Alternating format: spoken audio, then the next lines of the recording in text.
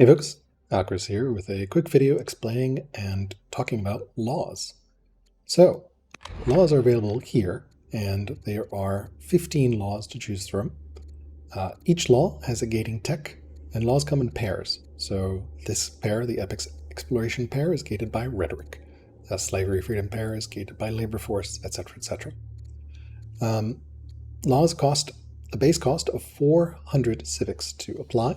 I've started a game here as Carthage and founded with Statesmen, so that I have a lot of civics to start with. Carthage gets 200 civics on settling. You start with 100 civics, and then Statesman gets 400 civics for their family seat. So you can do a turn one law with Carthage Statesman, for example, pretty easily. Yeah, so that's pretty much laws. Other thing to note, the Pyramid Wonder will reduce the cost of enacting laws by 50%, so it'll just cost 200. So pyramids minus 50% start law cost. And the judge will make it so that swapping laws will be significantly cheaper. So here I've started with a judge, and you can switch laws for 100 civics. So let's just enact centralization. Once I've enacted centralization, I can see I can swap to vassalage for 100 civics because I have a judge. If I didn't have a judge, that would cost 200 civics, and it would go up 100 civics every time I swapped, which can get pretty expensive if you swap back and forth, but judges conveniently let you swap for just 100 civics, which is pretty awesome. A couple more points about laws. First, your unique unit is going to require you to have 4 laws and 7 laws for the 6 strength and 8 strength version, respectively, because building a stronghold and a citadel requires having 4 and 7 laws. You can see my video on unique units to learn more about how those interact with laws. Second, every law has an upkeep. The first tier of laws does not have any upkeep, but after that there are upkeep costs. These upkeep costs are going to be per city. So you see here Tyranny has low civics cost. This is 1 civics per city. Then there's medium cost, then high and very high costs. So this is something to keep in mind when you're looking at law pairs that does have an upkeep. And then lastly, there are favored laws for families and for archetypes. So heroes, for example, like Rhetoric, and hunters like Exploration, and there are some events that will change some of these. These are things to keep in mind. They're usually not going to be dispositive, but it's definitely something to keep in mind. But the upkeep costs are definitely something to consider as you make the decision which laws to have for your empire. Lastly, you can find laws in the tech tree. Laws are indicated by these little circles on the tech tree. So you see each law is unlocked by a tech. Slavery and freedom is unlocked by labor force. Aristocracy is unlocks centralization, vassalage. Rhetoric unlocks epics and exploration. So you can easily find the laws by just looking for the circled pairs of laws in the tech tree. All right, let's talk about pairs of laws and how they stack up and what you might want to consider. So I have a late game save loaded up here, which I pretty much unlocked all the laws in, and we'll just go through each pair and then see what their effects are on a pretty late game empire here. So the first pair we'll talk about is epics and exploration. This is unlocked at Rhetoric, which you can see here in the tech tree. So if we go to the tech tree, we can see Rhetoric is down here, so it's on the way to sovereignty. Usually you're not going to be picking up Rhetoric pretty early, so yeah, epics is interesting in that it gives you 10 culture per military unit killed in the nearest city. That can be good, but generally those cities are going to be your least developed cities, so that can help get it developed faster. But generally, if you're picking up Rhetoric somewhat late, you're not going to be killing that many units, or like you have other ways to get culture in your cities. Exploration is the alternative option, and it will give movement bonus across neutral rivers. This can save you a lot of orders, as well as enabling scouts to move on water, which is pretty important. My general recommendation here is going to be exploration, unless you're trying to do something fancy with epics, or you happen to pick it up early enough where you're still clearing a lot of tribes and you have a lot of founding cities. But think about it, you'd need to kill 10 units to get 100 civics from epics to take a city to developing culture. So general recommendation for the epics exploration pair is exploration. Next up, slavery versus freedom. This is unlocked by labor force, which is available here in the tech tree. So on the way to navigation, behind ironworking, so also a tier 2 tech. Labor force has the choice of slavery or freedom. Slavery gives you 4 iron and 4 stone per city, which can add up to quite a lot of income. As you can see in this game, with my 18 cities, that's 72 iron and 72 stone. Freedom gets you 20% growth and minus 5% rebels chance. 20% growth can be very handy early game to help you speed up getting workers and settlers out the gate. The 5% rebels chance can be very handy for dealing with rebels from religious dissent or your family's dipping down in opinion. Slavery is pretty compelling as well in terms of output. So this is really a tough choice, I would say. Generally, you can try to angle for freedom early and slavery late, but there are some negative events associated with slavery that will want you to go back to freedom. There will be a slave rebellion. So oftentimes you can find yourself sort of starting with freedom, swapping to slavery once you get to a certain size, and then swapping back to freedom to avoid the negative event unless you want to fight through it. But it's quite a bit of rebels, generally in the interior of Empire, where you're probably not going to have very many units. Yeah. So the recommendation here is really, it's going to depend. I think starting freedom, going slavery, or starting slavery, going freedom, or ping-ponging between the two as needed. Both are good options, just different situations, depends on what you need. Here in this late game scenario, that's 72 iron and 72 stone.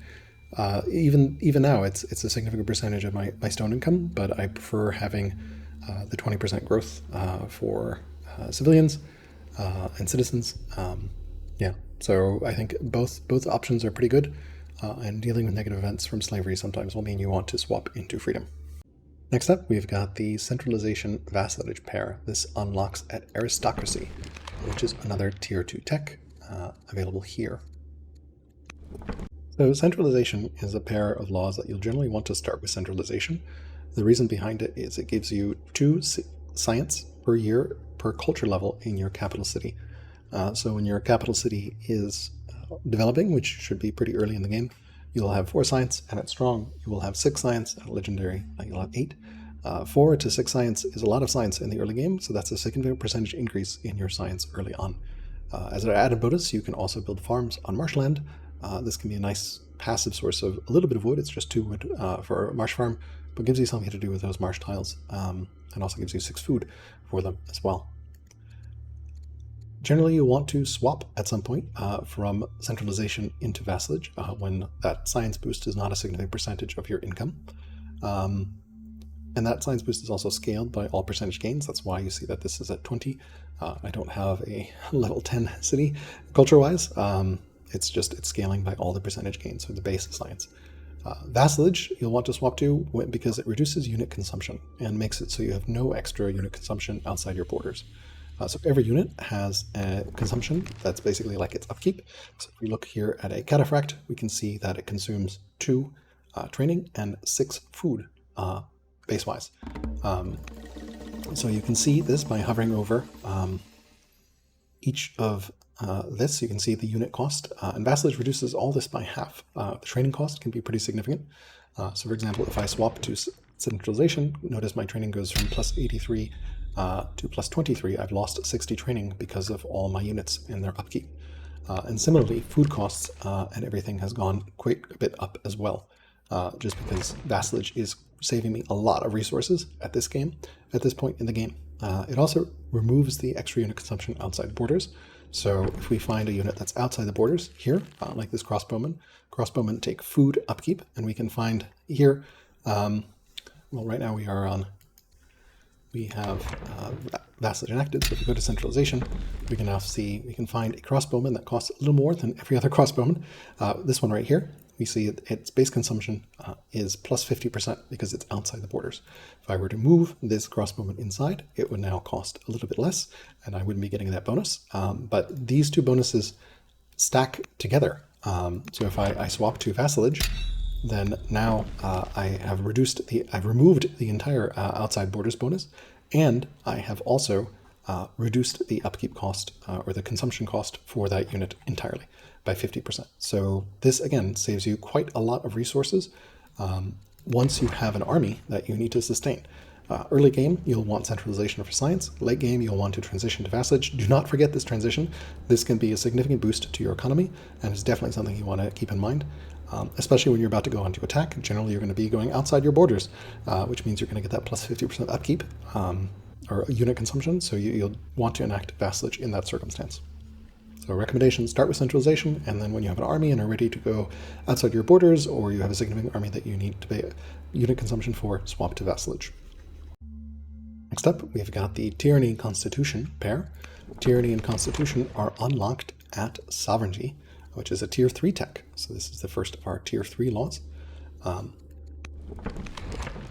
Tyranny gives you additional training, 20% training in every city, and gives you 10 money per year per military unit in your territory. So if you have a lot of military units in your territory, this can be significant. Note that that does scale depending on the city that they're in. So if you have a market chain or something, in theory, you could stack your units there, and you would get quite a bit of money. Tyranny is definitely something to consider. If you need money, it's a great source. As you can see here, it pretty much almost double my income, plus 800 at this late stage in the game. The training can also help in the early times when you're pumping out units not through hurrying production, but just by producing them. So definitely something to consider. It does take civics upkeep, -1 civic per year per city. I'm at 18 cities at this point, so that's not significant. The low upkeep isn't that big of a deal. The more expensive laws later on definitely is a big deal, but this is like, it's a little bit of civics upkeep, but when you don't have very much, that can be significant. Yeah, so Tyranny is definitely something to consider if you are short on money for some reason, and it's something to keep in mind. And the training boost can also help if you're producing a lot of units manually. Constitution, the other one in the pair, does take training, which is generally going to be more plentiful. It's 2 training per year per city than civics. I'd value civics more highly than training.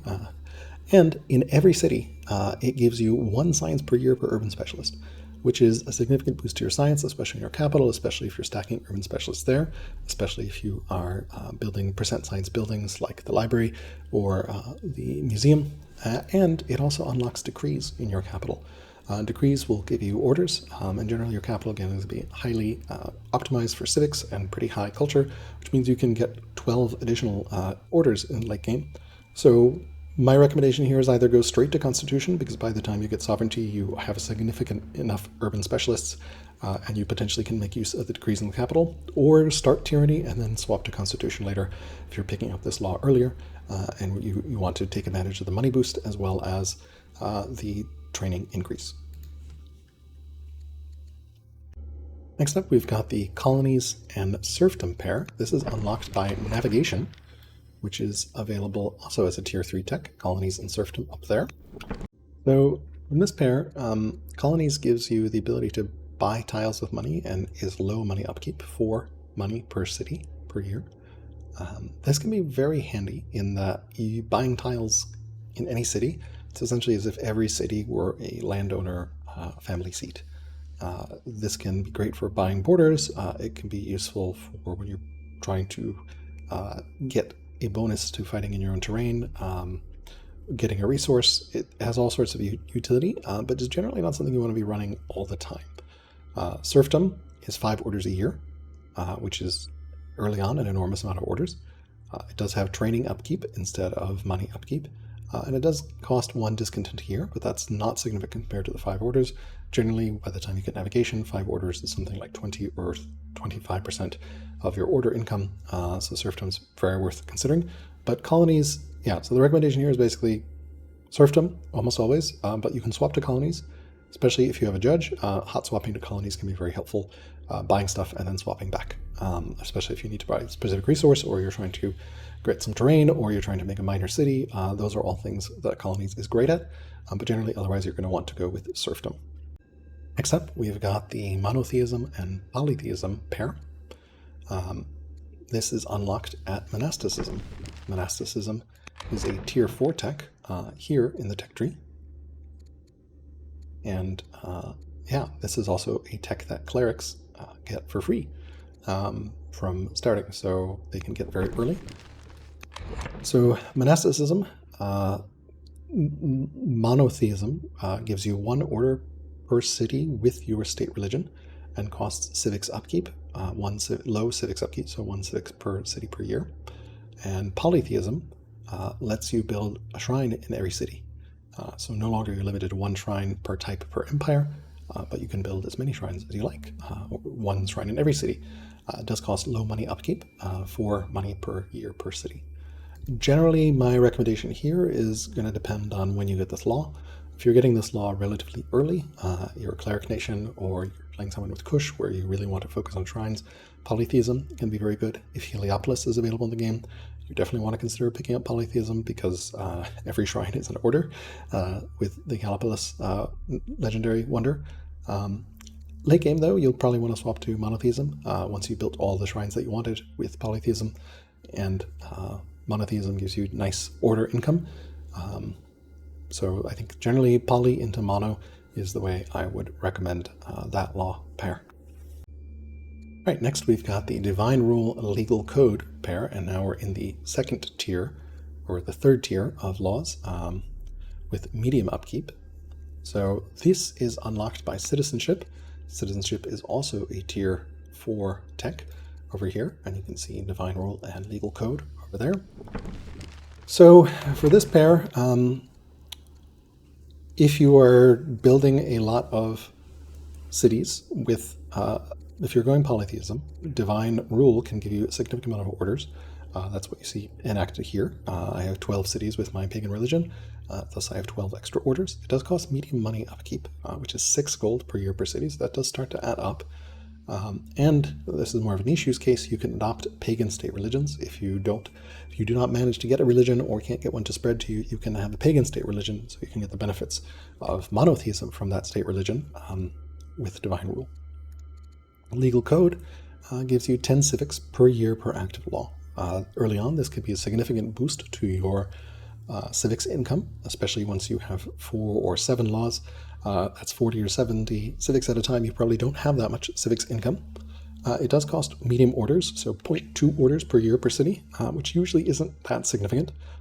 So this can be very important, especially if you're civic starved, trying to catch up in enacting laws, or you need to enact theologies, or you need civics for wonders, or you just haven't prioritized spreading polytheism, your pagan religion anywhere.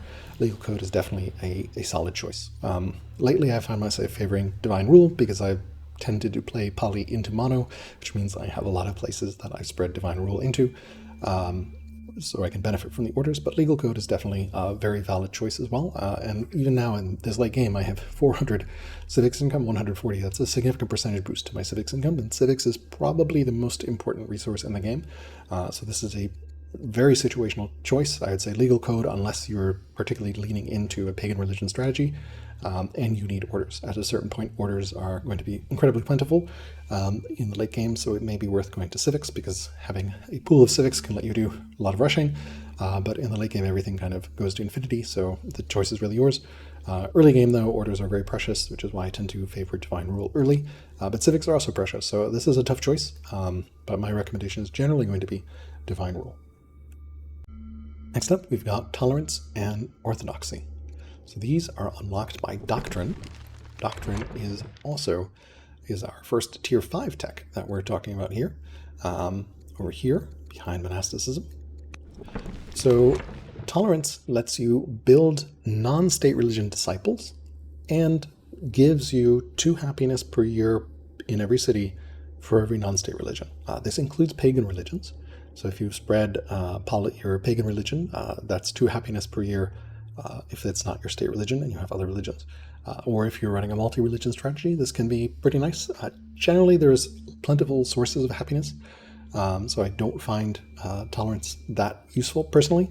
And the medium civics upkeep is pretty significant at 2 civics per year per city.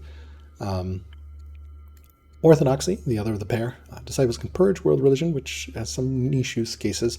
But the big reason to take this is you can hurry production with orders in cities of your state religion.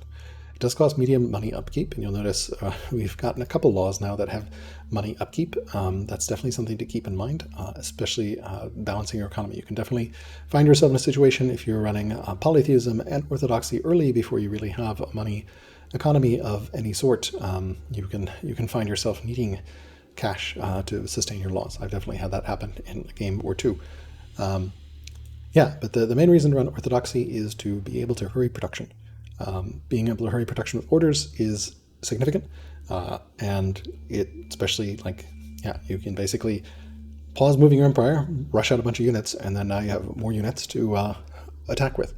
And it's a nice backfill. It means you basically never waste orders. So my recommendation here is probably going to be Orthodoxy. Doctrine comes pretty late in the game, so by that time you will be transitioning to a hurry economy. Definitely something to consider. If you're doing some sort of happiness-focused play, tolerance can be helpful, or if you're not interested in rushing, or you don't have a state religion that's spread around, but you generally want that for monotheism. So my recommendation here is Orthodoxy. Next up, we've got Philosophy and Engineering. This is unlocked by Architecture, a Tier 4 law, available here in the tech tree after Drama. So Philosophy is minus 20% urban specialist production time, and then 1 science per year per forum. And then the upkeep is medium civics, which is 2 civics per year per city. So that urban production specialist time actually does reduce the civics cost. So let's take a look here into the city. Let's say we want to build this apprentice priest. Notice it takes 102 civics to do so. Or we see this elder scribe, 204 civics. If I now swap over to philosophy, the apprentice priest takes 94 and the elder scribe takes 188. So I've saved quite a bit of civics for production in that city. So that's something to keep in mind. The science per forum is pretty insignificant, I would say. But notice you've saved that civics in production, but the upkeep of the law itself costs civics. I just honestly don't think that philosophy is that compelling. Engineering, on the other hand, is minus 25% wonder costs. This is a pretty big difference in terms of the cost of wonders and lets you bridge roads across rivers and just takes medium money upkeep, which is 6 money per city per year. So let's see if we can find a wonder here. So we have Hagia Sophia costs 1,800 stone, a lot of stone. If we toggle back to engineering with undo, we notice it reduced the civics cost and the stone cost. So this engineering wonder has shaved off 450 stone and 100 civics, which more than repays any sort of civic saving income from philosophy. So my recommendation here is pretty strongly engineering. Next up, we've got Professional Army and Volunteers, our first of the Tier 4 laws. This is unlocked by Manor. Manor is a Tier 5 tech available here behind Land Consolidation and Composite Bow. So Professional Army gives you plus 50% XP for all units during combat and gives you 2 base training in every city with the Treasury. It does take high money upkeep, or 8 money per year per city. Volunteers gives you 20 training per year per war, and all cities can now hurry production with population, but it does take high civics upkeep, which is 3 civics per year per city. My recommendation here is to enact volunteers early and burn off any excess citizens that you have in your cities. That can be a nice little burst of production. It is worth sometimes waiting a turn or two to gain some units of production. So you'll see here this mangonel takes 3 citizens, but it's based on the percentage. So as soon as I tick this mangonel, it'll just take 2 citizens. And if I wait even further, it will just take 1 citizen to do so. So generally, you don't really want to burn 3 citizens. You probably won't have that many available, but rushing something for 1 or 2 citizens is definitely something worth considering. And then once you've finished your rushing, you can swap to Professional Army for 50% XP, or you can just stay on Volunteers, honestly, and continue to enjoy being able to rush with citizens. It is a little, if you haven't watched Scientific's Hurry Production video, I'll link it below. I think that focuses specifically on Orthodoxy and has a section indeed on Volunteers as well. It's well worth watching to really understand the power of reproduction and why these two particular laws are so strong. Professional army, it's fine as sort of a passive choice. It is pretty expensive with the high money, but volunteers also has that civics cost. And the 50% XP for all units, honestly, if your units are dying very quickly, and not very useful. And if your units aren't dying, then you're probably winning your war pretty well. The 2 base training, it's kind of a luxury to have a treasury in your main military production city, and honestly the game transitions towards rush economy in the late game.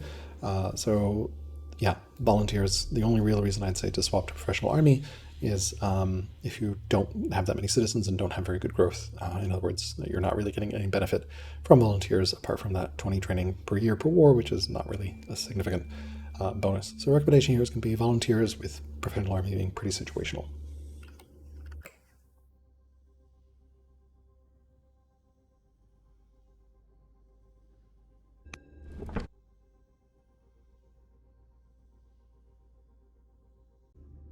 Next, we have iconography and calligraphy.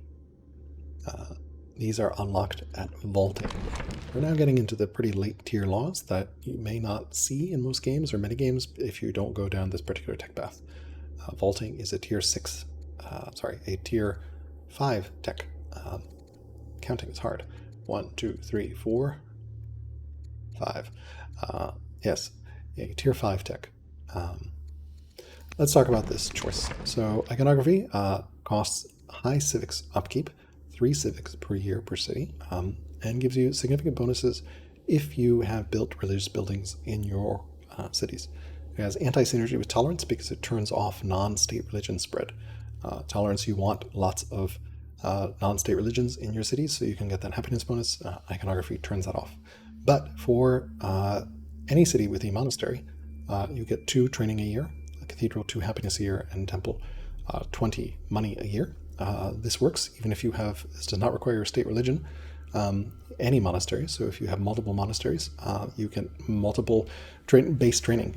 This can be very powerful. That's essentially up to 8 base training in a city. So it does take high civics, and yeah, very strong. Calligraphy. Calligraphy is 10 culture per year per city. This can be very helpful if you're going for a point victory and need to speed up how your cities are getting to a higher culture level. It also gives you 1 happiness per year per elder specialist. This can be significant for cities that have a lot of elder specialists, like your capital. And also just takes money instead of civics, although high money is 8 money per year per city. So yeah, let's take a look at what calligraphy does. So here I have my cities 45, 36, 60, 48, 3, 91, etc. You get the idea. If I toggle over to calligraphy, we can see that the cities are now ranking up quite a bit faster because we've added 10 culture into all of them. This view is not as dramatic as it might be in a different game because I won this game by building a bunch of estates, which means these cities already have significant culture increase. But calligraphy can be very strong in that regard.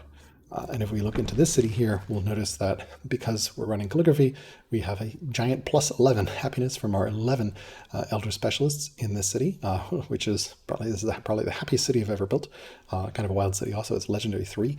I think my first time ever seeing Legendary 3 in the game. But yeah, in general, this is a tough trade-off now. I think both are very strong. Base training is very hard to pass up. The high civics cost is definitely something to keep in mind.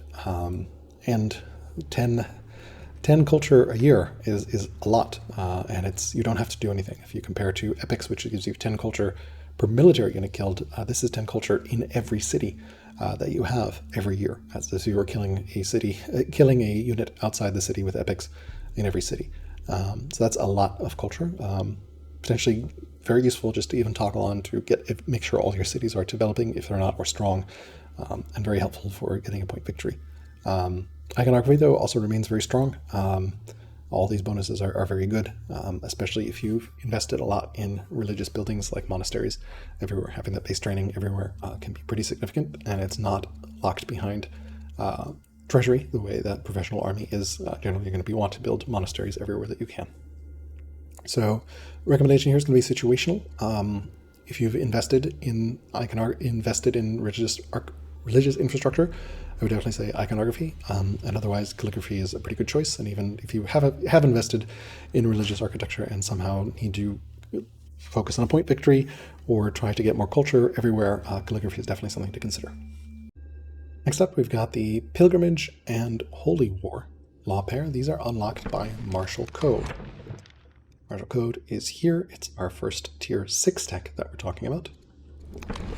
So, Pilgrimage gives you plus 25% state religion spread chance for world religions, which is pretty good.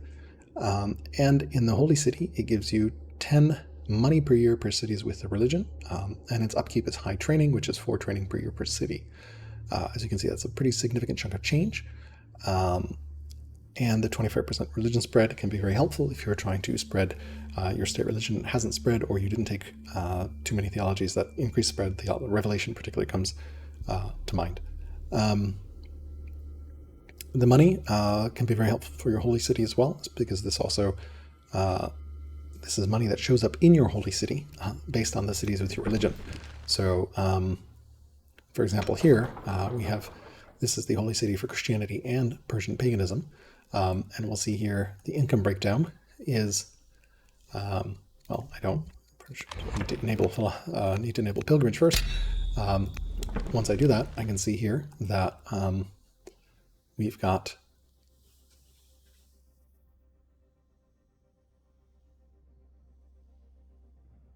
pilgrimage giving us 290 cash right here because of all the cities where that religion is present. So 290, unfortunately, we can't break down that 290. We go to another city like Para, which is the founding place of Manchaeism, which only has 3 cities. We can still see that pilgrimage is giving us 30 gold because Manchaeism has spread to 30 cities. And that is multiplied again by all the other income. That's base income. So this city has a market and a grocer, so that 290 is getting multiplied by that to give you a pretty enormous income for that from pilgrimage. However, that's pilgrimage. Holy War is again another state religion, one similar to Orthodoxy and Monotheism. State religion cities can hurry units with money. This really leans into your rush economy. It does take high science, so that's -1 science per city per year. And on top of that, I mean, I think the law would still be really good with that. On top of that, it gives you a random promotion on every unit you build. So all these units that you're building are getting one effectively free random promotion. My pretty strong recommendation here is Holy War. Pilgrimage, the money really honestly isn't that big a deal at the point where you can unlock Holy War. I mean, this law, unlock Martial Code. And the state religion chance, you can just build disciples much earlier to make sure your religion has spread. So rushing with money is pretty incredible. And yeah, just rush economy is such a big deal. Again, I'm going to plug Scientific's rush economy video again, and I'll link it in the description below. Yeah, so Holy War is my strong recommendation here from this law pair. All right, next we're going to talk about the tier 5 laws, the final tier. All these tiers take very high upkeep. The first pair is guilds and elites. These are unlocked by Jurisprudence, and I think one thing to note about these very late game laws, you may not see them in many games. Jurisprudence is up here. So let's talk about guilds. Guilds gives you 1 happiness per hamlet, and then 10 money per year for each different type of specialist. So let's toggle the law on and see what that looks like. So we go here into Parsa. We can see that Parsa has 982 income. And if we scroll down, we see we have 90 from guilds. The reason is because we have 9 different types of specialists. Notice it's not counting the 21 unique specialists we have, but rather the different types of specialists we have. So I can illustrate this in another city. Kabay here has 30 income from guilds. And as we can see, we have 4 apprentice officers, gardener, and master monk. So 3 different types of specialists. That gives us 30 money income. The money income is, of course, scaled by all your other percentage modifiers like your governor or your market and your grocery line. But yeah, that's guilds. My recommendation generally is going to be elites, though, because elites lets you store 100 orders per year between years. So that means you can carry orders over, or you can bank orders. This can be incredibly useful for setting up an alpha strike.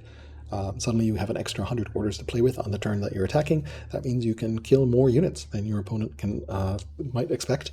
You can break through defensive lines that you're not going to be able to break through otherwise. Elites can be incredibly powerful for that alpha strike to break through. As an added bonus, it also gives you 2 orders per year per legendary city. So if you have 1 or 2 of those, that's a nice little bonus. But the real reason to take elites is to store that, bank those orders, and unleash things in a big alpha strike. It does take very high training, so -5 training per year per city. Strong recommendation if you get this late. Elites is the play to bank orders for an alpha strike. If you're not planning an alpha strike, guilds can be very helpful as well to get a little bit of extra money income as well as happiness from your hamlets. But generally, considering the very high money cost as well, that law can pay for itself because it's increasing your money. But yeah, general recommendation is going to be elites, although again, these laws are very situational because you may not get to them, and their very high upkeep means that you want to think about before enacting them. Next up, we've got Autarky and Trade League. Autarky and Trade League are unlocked by Lateen Sale. Lateen Sale is over here, another tier 6 tech. And if you're generally going to see this just in the late game. Autarky is essentially 20% increase for your mines and lumber mills, so like the artisan family bonus, plus 20% increase for your quarries. This can be pretty significant. The other aspect of Autarky is it lets you build units that require horses, camels, and elephants anywhere. So if you just don't have very many horses on your map and your nation has the unique unit with a horse, or you want to build cataphracts, Autarky can be very helpful to be able to rush cataphracts from anywhere, for example. It does take very high science upkeep, 2 science per year per city, but generally by the time you're getting to this point, you should have sufficient science to be able to deal with that. Very, very good law. The other option is Trade League. You can unlock Convoy. Convoy is a project in your city. So let's take a look at what Convoy does. It's kind of a strange project, I would say. It lets you basically convert civics into money and happiness and give yourself one science per year in the city as a permanent project bonus. But the real reason is to get money. Convert civics into money and happiness. It's like a super festival in some way. Instead of growth, though, and culture, you're turning into money and science. So kind of niche, I'd say. But the real reason to take Trade League is now you can sell for the same price as buying. So normally when you sell at half cost. So let me toggle on Autarky just so you can see here.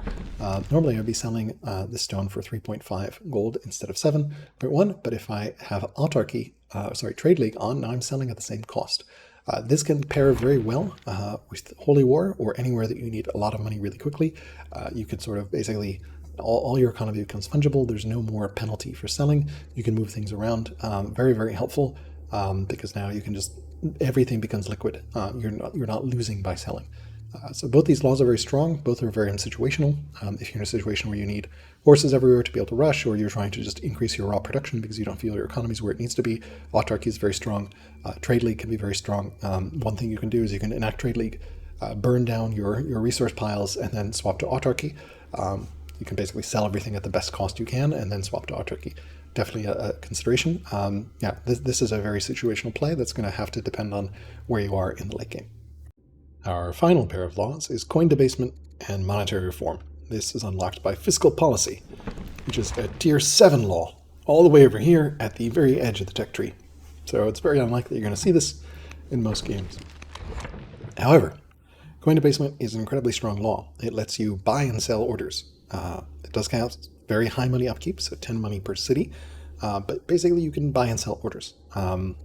This is incredibly strong, as you can imagine. Monetary reform, in contrast, is just 2 happiness per city and no unhappiness from rushing, and costs very high civics per year, which is 4 civics per year per city. Generally, you're going to want to go with coin debasement. Let's take a look at what coin debasement can do. We'll enact the law, and then for good measure, notice we've got Trade League on as well.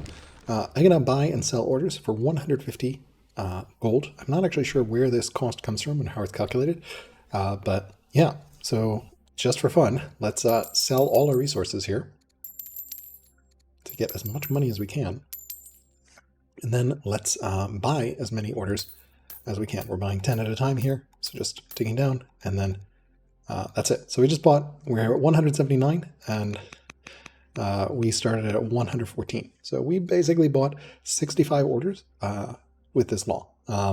kind of insanely strong. Very, very late game, but basically means that orders a resource. Notice, fun fact, with Trade League, you can buy and sell orders at the same price, so orders become fungible just like any other resource with Trade League. If I turn on Autarky, you'll see that it's normal selling orders at half price. Yeah, this basically makes orders a resource just like anything else. Then the combination of Trade League and Coin Debasement can be very, very strong late game. Especially combined with elites, but this is a very, very late game law, but Coin Debasement is incredibly strong should you ever find yourself in a situation where you need to buy orders for Alpha Strike to really go over the top or something like that. Can be very handy. Yeah, basically money becomes the superior resource because you can turn it into orders. I'm not really sure where the cost comes from, why it's 150. Definitely would love to learn more about that, but not sure. In any case, that is our last of pair of laws. So yeah, that is all the laws. As you can see, I'll quickly toggle it over to sort of my endgame recommendations for each here. I think really between these either, but basically what you see here is sort of what I would recommend endgame. The two that you can toggle between slavery and freedom, I think are choices. Centralization goes into vassalization. Constitution, I think, is generally going to be stronger than tyranny, but tyranny can have some pretty interesting things. Notice that's 800 money there if you need it. Serfdom, almost always over colonies. Monotheism, poly into mono is my recommendation. Legal code and divine rule is a tough call. If you've invested in polytheism and have pagan religions over divine rules, definitely worth getting. Orthodoxy is the recommendation here. Engineering is the recommendation here. Volunteers is the recommendation here, at least until you run out of citizens. And then iconography and calligraphy, going to be situational. If you've invested a lot in religious buildings, iconography is worth getting. Otherwise, calligraphy is very strong now.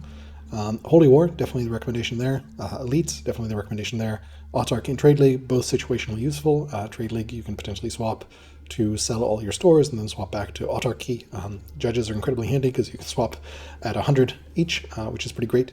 And then Coin Debasement is very strong by itself. I'm just going to abdicate my judge here, just to show you what happens if you don't have a judge. Notice that now swapping laws costs 200 base, and it goes up by 300 a turn, or 300 each time you swap. So let's see, I've swapped centralization, vassalage a bunch of times, so now it's 500 civics to swap, whereas with the judge it was still always 100 civics. So judges are very strong. Yeah, and that's an overview of laws. Yeah, comments and questions are welcome in the comments below, and definitely do check out the videos linked in the description, both for creating unique units, which interplay with laws, because strongholds require 4 laws and citadels require 7 laws to construct, and that unlocks your 6 strength and 8 strength unique unit respectively. And also check out the video linked in the description, Scientific's Hurry Production video, which talks about the virtues of Orthodoxy, Holy War, and Volunteers, which is hurrying production that is unlocked by laws. Comments welcome, and have a great time and enjoy your time in Old World.